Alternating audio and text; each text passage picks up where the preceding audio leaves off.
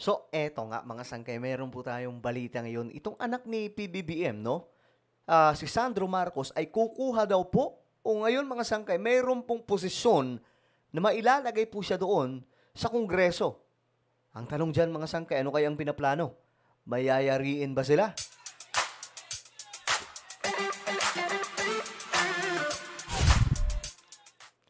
Hey guys, what's up? This is me, Sangkay Janjan. I'm back for another vlog today. Ito na nga usap-usapan po ngayon mga sangkay itong si Sandro Marcos. Mukhang mauupo po sa isang posisyon no, doon po sa Kongreso. At kaabang-abang po yan, pag-usapan po natin. Anyway guys, bago tayo magtuloy-tuloy, paki-subscribe po muna yung ating YouTube channel. Tayo po ay malapit na makarating sa 2 million subscribers. Kaya naman kung ikaw ay hindi pa po nakakapag-subscribe at gusto mong mapabilang sa dumaraming mga solid sangkay, ngayon din, i-click nyo po yung subscribe button na makikita po sa baba. Pindutin nyo po yung subscribe, pindutin nyo po yung bell, at pindutin nyo po yung all. Sa mga nanonood naman po sa Facebook, i-follow nyo po yung ating Facebook page. Okay, eto na nga guys. Pag-usapan na po natin ito. Ayon kasi sa report, Sandro Marcos gagawing majority leader sa Kamara. Ayan, mga sangkay. Gagawin daw pong majority leader sa Kamara ang anak ng presidente ng Republika ng Pilipinas na minsan na pong na-bad trip kay Vice President Sara Duterte nung sabihin po na si Apo Lakay ay itatapon daw po sa West Philippine Sea. Ito, sa nalalabing 3 taon ng kanyang ama sa Malacanang,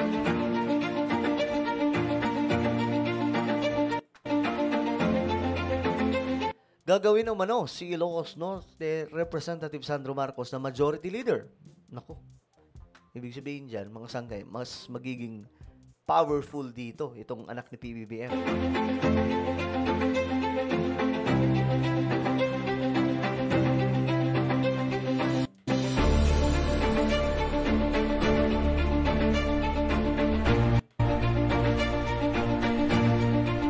Ayon ito sa report ng Politico. Okay?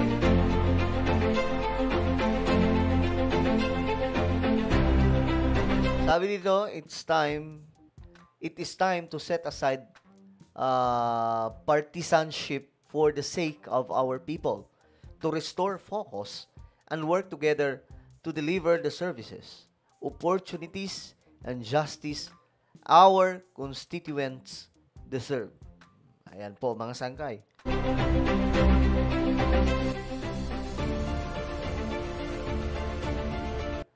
Ang presidential son ay ang presidential son ay senior majority leader noong 19th Congress.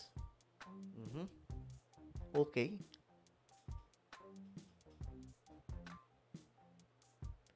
Hindi pa malinaw kung interesado si Sandro Marcos sa posisyon.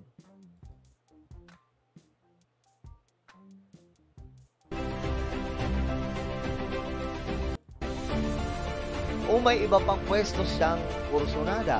Okay. Kailangan ba talagang may posisyon? Bago pumasok sa mundo ng politika, nag-training si Sandro Marcos kay Representative Martin Romualdez. O nga, hindi po ito tago. Ang mentor po talaga niya ay si tito niya, Martin Romualdez.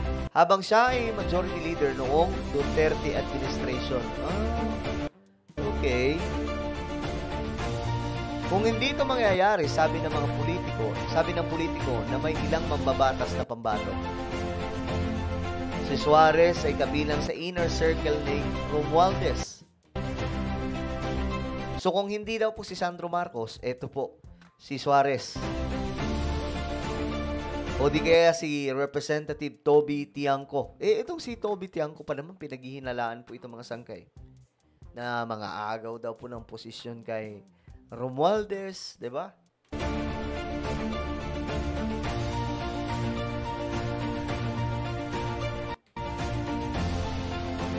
Si Suarez ay kabilang sa inner circle ni Rupara Hawakan, no? Pero maaari din itong mapunta kay Davao de Oro Representative Zamora. O, ayan, mga sangkay. Si Natiangco at Zamora ay kapwa naging vice chairpersons ng Appropriations Committee. Ngayon, mga sangkay, sa Kongreso, mas lamang po yung mga kakampi ni PBBM. Hindi na rin po nakapagtataka kasi, di ba, during nung time ni PRRD, mas marami po yung mga congressman na kakampi sa administrasyon noon ni Tatay Digong. So, ito din po ang same na nangyayari sa panahon po natin ngayon, mga sangkay. Kaparehas sa kaparehas kay PBBM po, halos lahat ng kakampi dyan. Ngayon, ito, alamin po natin yung mga komento ng taong bayan. Kasi, alam nyo naman, tayo mga Pilipino, masyado pong involved sa politics. So, marami yung nagkomento, mga sangkay, tungkol po dito. Tungkol sa posisyon na inaalok kay Sandro Marcos. Okay.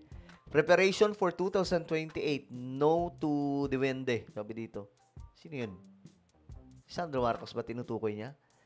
Kung ayaw nyo, wag nyo. Tama lang yun. Speaker na lang para mas mataas. Talagang gusto nilang palitan yung speaker natin eh, no? Alangan naman si Baste. Wala kaming pakialam. Ito, Marcos 2028. Ano daw? 2034. Ito. Marcos talaga sa akin sa kapangyarihan. Pakialam ko. Ayaw na